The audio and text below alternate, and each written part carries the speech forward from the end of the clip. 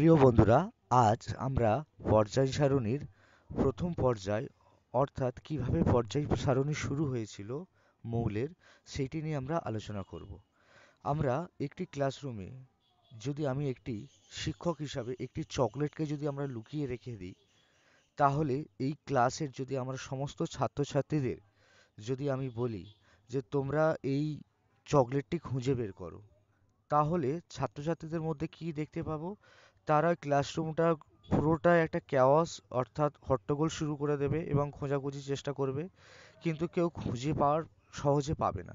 তেমনি মৌলগুলো যখন আবিষ্কার হতে থাকলো একের পর এক, তখনই একটি মানে প্রবলেম সৃষ্টি হয়েছিল যে মৌলগুলিকে কিভাবে আমরা কিভাবে রাখবো বা কিভাবে মৌলগুলোকে আমরা মনে রাখবো।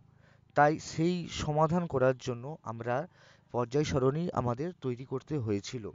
আর এই পর্যায় সারণীর প্রথম ধাপ কিভাবে সৃষ্টি হয়েছিল সেটি আজকে চলুন জেনে নেওয়া যাক।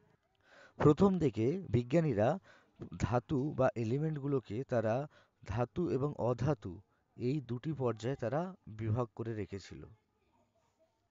কিন্তু এর ছিল কিছু সীমাবদ্ধতা।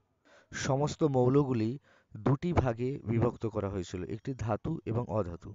কিন্তু ধাতুর বিভাগটি খুব বড় হয়ে গিয়েছিল এবং কিছু মৌল এমন আছে যাদের ধর্ম ধাতু এবং অধাতুর দুটিরই মতন।